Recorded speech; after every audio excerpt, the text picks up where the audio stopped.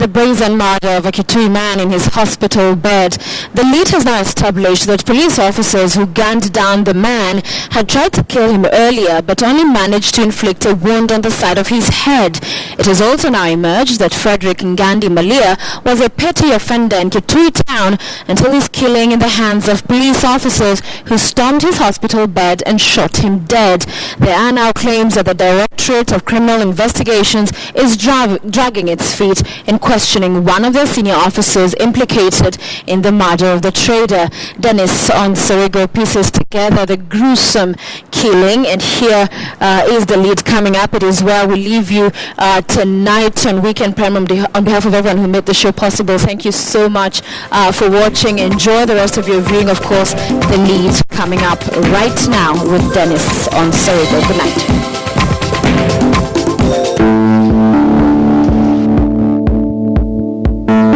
Askari akatoa hivi, akaniambia kila mtu ndani, kila mtu kwake. Huyu jamaa akampiga marisasi, kumpiga tu watumbo, akampiga risasi 10 na alikuja hapa akaniambia nitoroza ndio nikamzaa nikakuja nani akaniambia nishahidi na nisikia kuna mtu anapiga risasi huko ndani. Police officers, even who are involved in crime, they are involved in crime as individuals.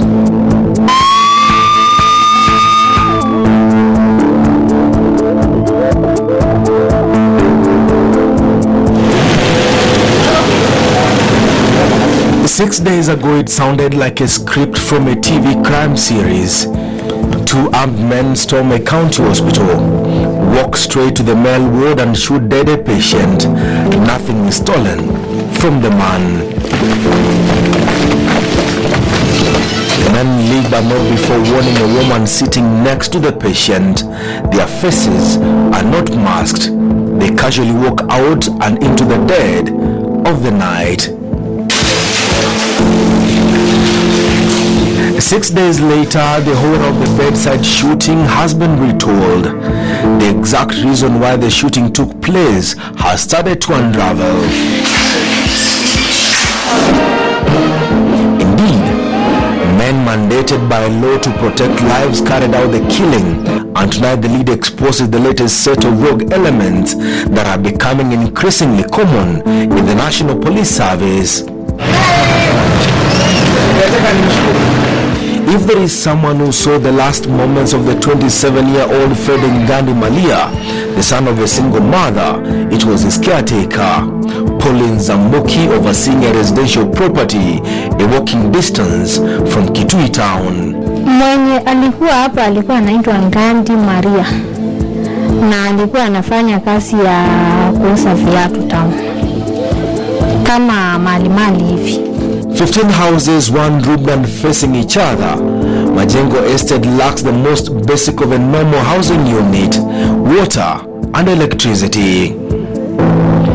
But it is here where Fredrick Ngandi, a man who refused to die after being shot 4 times in the head, lived at. The lead asked around about the soft-spoken cobbler in Kitui town, and we were told that indeed Fredrick had now transitioned from selling and repairing shoes and taken up a new business, that of selling cart. But that changed when people the caretaker believes were police officers came storming their sleepy low-income estate on the 25th of August last month. Ilikuwa saa 11:30 na mimi nilikuwa nimelala, lakini wakati nilikuwa nimelala nilisikia kitu imeanguka. Sasa kufungua kwa mlango niangalia nini imeanguka, nikapata mlango, nikasikia ni mlango imeanguka. Kusikia ni mlango imeanguka, nilimuona Ngandi pale akiwa askari imeshika bunduki hivi naye ikamshika hivi. Sasa nilipofungua mlango kuangalia, nikaona hiyo bunduki, hiyo askari akatoa hivi, akaniambia kila mtu ndani, kila mtu kwake. Sasa mimi nilipoingia ndani ya nyumba na wao wakapita huko wakaenda. Unknown to Pauline, 2 other police officers had taken up their places around the small compound. The gunmen The caretaker believes a police officer then marched Fredrick Ngandi to a waiting motor vehicle and off they left. When the lead got here, the door that was originally firmly hinged on its frame was now lying against the wall. At first, one will have been mistaken to believe that the family of the slain trader had gotten here and carted away his earthly belongings. When the lead asked about his bed, mattress and other household belongings, the caretaker pointed her to a small sack at the center of the house. Fredrick Ngandi had nothing to his name until the informer's killing thrust him into the national limelight. It is now emerging that the police officers, numbering 5, among them a driver, first stopped at Kitui police station where they picked up another man believed to be a police officer. All this time, Fredrick was in the unmarked motor vehicle at the police station. The ingenious group of police officers then drove out of town to Ekasi, kilometers into Garissa County. Saa 7:59 ndio alinipigia simu akaniambia Ngandi amempigia simu na akamwambia ameenda kuuliwa mahali kichekani na ajui panaitwaje, na sasa kwenye alikuwa anauliwa amekaribia kwa barabara na ameona jamaa mwingine wa motorbike na amembeba akamleta hospitali inaitwa Kasi. The police officer then pulled out Ngandi out of the unmarked vehicle, frog-marched him into a nearby bush and shot him 4 times. Satisfied that their suspect was dead, the 5 police officers left for their workstation in Kitui. Hapo nilikuja kupata ripoti kupitia simu. Kaambiwa ndugu yangu amepigwa risasi na Komwingi General. Na mimi ilikuwa late, kaamua kesho yake ndio naweza enda asubuhi Thursday. Juu kisa ilitendeka Wednesday. Mimi wakufanya niliamka asubuhi, mimi nikaenda nikatoa pesa zenye nilikuwa nazo kwa M-Pesa ndio nianze safari ya kwenda kuona ndugu yangu hospitali. Mimi kabla sijafika hospitali nijua katikati nikaambiwa ndugu yako ashamaliziwa usiku na wewe ujitayarishe ukikuja kumpeleka mochari. It will later emerge that Fredrick had managed to survive the shooting, pulled himself across a thicket before finally slumping his blood-soaked body on the Garissa Mungi Road. Kutoka hapo akaenda mpaka Ukase karibu na Garissa kwa msitu. Mahali walimpigia risasi ngapi? 4. Yeye alisema alipigwa risasi 4 na yenye ilimshika mzuri ni 1. Angekufia huko. Na hiyo 1 ilikuwa imekatalia kwa kichwa. Alikuwa na complain hata akiwa kwa hospitali. Normally, it is mandatory for hospital to record and inform the police about any victim who shows up at their medical facilities with gunshot wounds. The night Fredrick was killed, the hospital authorities had told the local police about the gunshot victim. The night guard at Mungi Level 4 Hospital had told the lead. Indeed, a police vehicle showed up at the hospital some minutes after 8 p.m. Alikuja hapa akaniambia mperuza. Nilidai nikamsema ni nani? Nikamwambia shahidi. Na nasikia kuna mtu mpaka risasi huko ndani. Anapoanza kumwona ajia kwa hodi gani. Mimi nikamwambia iwezekani kama yeye mahali yako na mtu ako na serikali. Sasa iwezekani. Nikamwambia acha anje arudi. Alafu anakuja. Sasa akarudi. Sasa kurudi ndio ile gari ya shahidi ilikuja kaingia ndani. Ilikuwa na watu lakini sikujua ni watu wangapi. Sababu najua hizo gari za serikali kama inaingia tunasipatia ruhusa. Ikaingia, kaenda kasimama pale. alafu ikarudi. The leaders learned the 5 police officers got wind of the gunshot victim from their counterparts in Mwingi, who informed them a resident of Kitui town had been admitted at Mwingi County Hospital with gunshot wounds.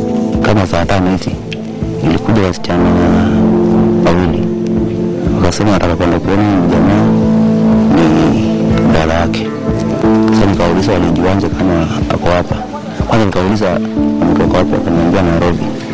Nikauliza kama ametoka Nairobi umejuaje, akaniambia mpigiwa simu na boyfriend wake. Kaambia ameshukuliwa Kitui majengo na watu wasiojulikana, walikuwa wamejana na silaha. Alafu akapeleka mpaka Garissa, akapetuliwa kuna alafu akaletwa hapa akashukuliwa na polisi ya Pangali, akaletwa hapa Mwingi Ozi. Sasa mimi nikamwambia siwezi kuwapatia ruhusa. Kulikuwa na askari ya prison ndio alikuja akaniuliza amesikia kuna watu wamepigwa risasi kwa wapi. Nikamwambia mimi sijui, la pauliza wasichana ndio wanataka. Sasa akauliza askari prison akaniuliza kama anaweza kupatia ruhusa aende akamuone. Nikamwambia mimi siwezi. Askari prison akaenda huko chini, akaenda akaongea na daktari. Akakuja tena akaniambia akaongea na daktari tuwaperuza. Nikaenda mahali kuna daktari tukaongea naye, akaniambia wameongea niwapeleke kuna daktari. Inside the same hospital facility was a chief inspector of police and 4 other junior officers. Their mission here was to finish off a man who surprisingly had survived the trained police officers' bullets. Walifika saa 4 na huyu mama walikuwa na yeye. Wakaulizwa, wakasema sisi ndio tumekuja kuangalia ule kijana amepigwa risasi na hapa hospitali. Wakaulizwa kuna watu wengine walikuwa wakuje kumwangalia na wenye walikuja mbele yenu, akasema hapana. Hiyo ndio swali aliulizwa daktari, lakini akaruhusiwa akaingia, akakutana na ndugu yangu, wakaendelea kukaa tu kwa hospitali.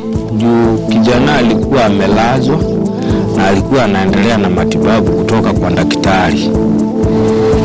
Saa 7 ndio kuliingia watu wawili, mmoja akasimama kwa mlango ya ward na ule mwingine akakuja. Dada yangu alikuwa amekaa side na huyu mama mwingine side, ndugu yangu akiwa katikati kwa kitanda ya ward. Sasa huyu jamaa akampiga marisasi, kumpiga tu kwa tumbo, akampiga risasi 10 ndio dada yangu akamshika mkono akamusa, yaani wewe unaua ndugu yangu nikiwa naona. Akamwambia hata wewe ndio umebaki na nitahakikisha nimekumaliza. Ndipo tulikia mwili tukastuka. Sasa kule kustuka sisi sote tukaanguka chini ya vitanda, tukalala huko chini ya kitanda. At first the night guards had thought the hospital was under attack from a terror group. Sana hivi nikarudi hapa. Sasa nikaa kama dakika 5 hivi ndio nilisikia mlio wa risasi. Tukastuka. Mimi nikapisha mahali pale. Ndio mzungu bwana akapisha pale nyingine. Alafu tukakanga kitu kama dakika 20 hivi ndio askari polisi alikuja. Akatafuta akatuita, tukaitika tukakuja. Sasa wakati tulipokuja atuliza kwani nini, tukamwambia tumesikia mlio. Akatuambia tusiwe na wasiwasi na tukiona kitu mbaya huko juu tukamwambia huko chini. Tukamwambia ni sawa. Basi tukakaanga. Baada ya kitu dakika 10 hivi mwanzo nikamwambia acha niondoke chini nikaona nini imetendeka. Nikateremka nikaenda huko chini. Sasa kufika huko chini mimi niliona watu wenye walikuwa wanaongoja wameingia ndani ya kitanda, wamestuka kuangalia mahali wale wasichana walikuwa siwaoni, ile jamaa simuoni. Sasa kuangalia hapa chini ndio nimeona amepigwa risasi, sijui sema amepigwa risasi anakufa. Who could have been bold enough to pull off such a killing right inside a medical facility? The lead has been informed that at any given night, there are 2 prison warders keeping an eye on the hospital facility. Where were they when the gunmen opened fire on a man they tried to kill during the day?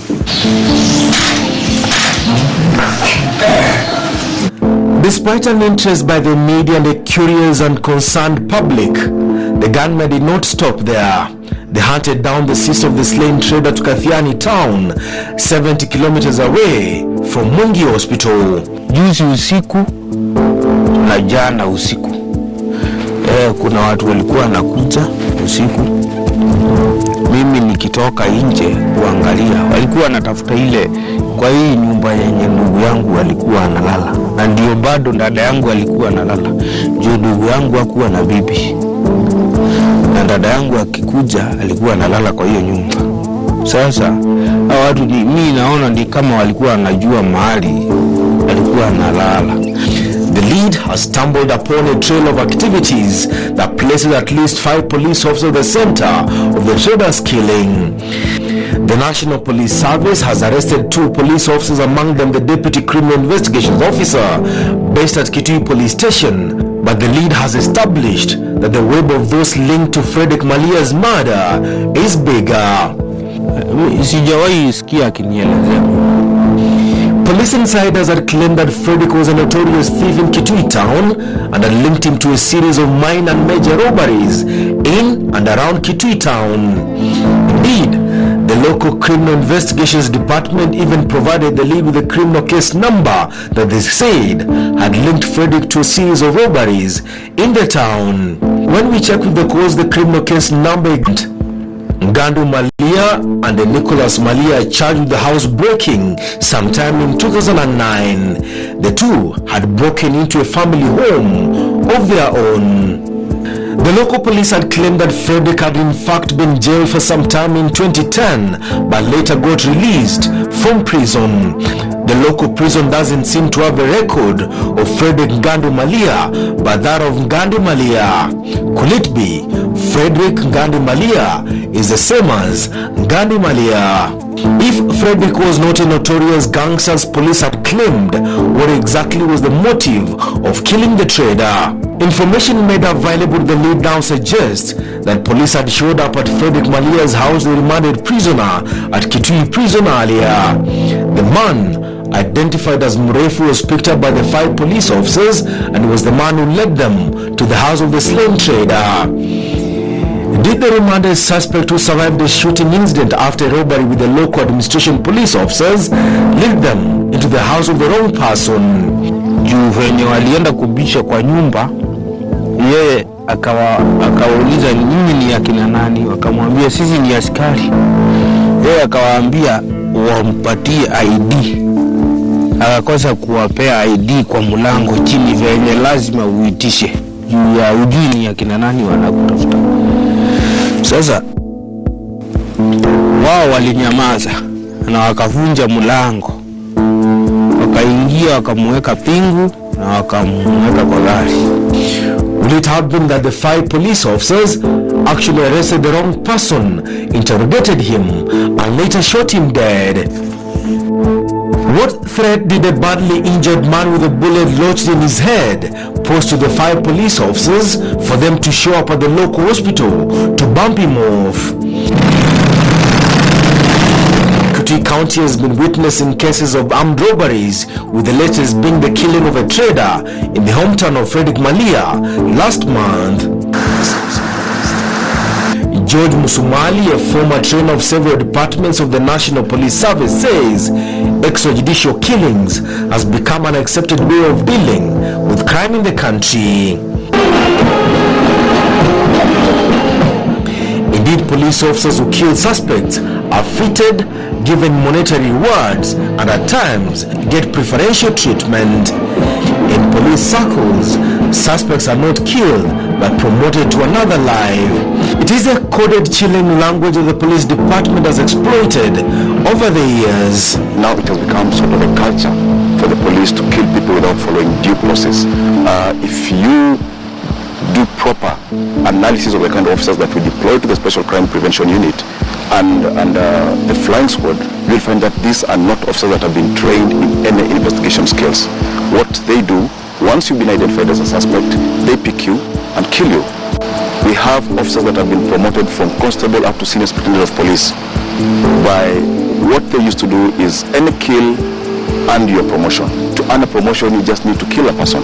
And I think this is a culture that is now in the police. And if we want to handle this properly, then we now need to change the notion that all that you need to do once somebody has been identified as a criminal is to gun him down. Let's tell the police that this is the wrong way to do things. Several police officers had been accused of carrying out extrajudicial killings at a fee and at times in settling personal scores. Police officers, even who are involved in crime, they are involved in crime as individuals. Unless we have, and even if that junior officer has been sent by Owino, if we can connect the junior officer and Owino, then the two of them take responsibility as individuals and not as a service. Such claims are constantly denied by the police, but the cases keep on piling up. What now needs to happen is that we should hold police officer to account for any killing. That killing must be justified.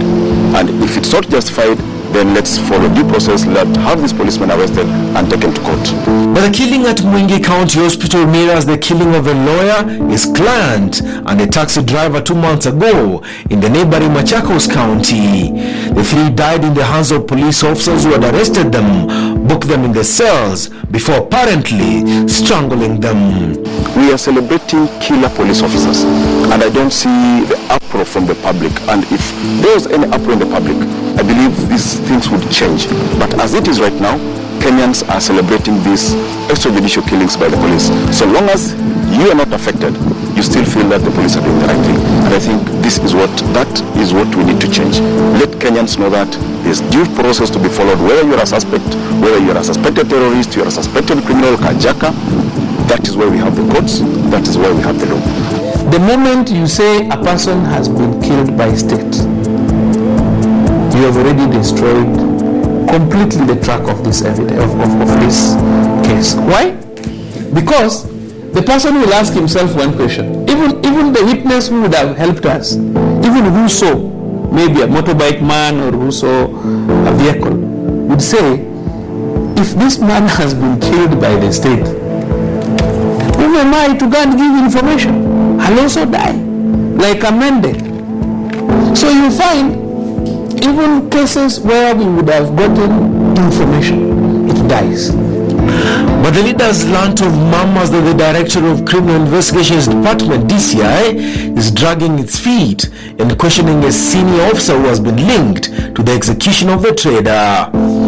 It is not clear why the three other police officers spotted at the house of the slain trader, one who joined them at Ming police station, have not been summoned for questioning.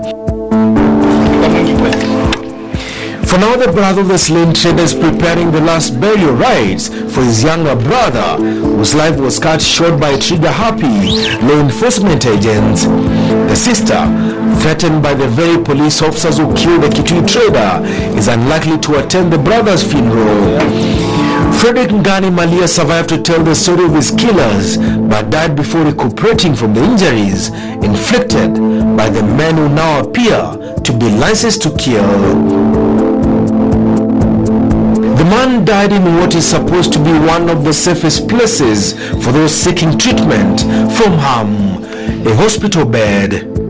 Denson Sarigo, the lead, KTN News.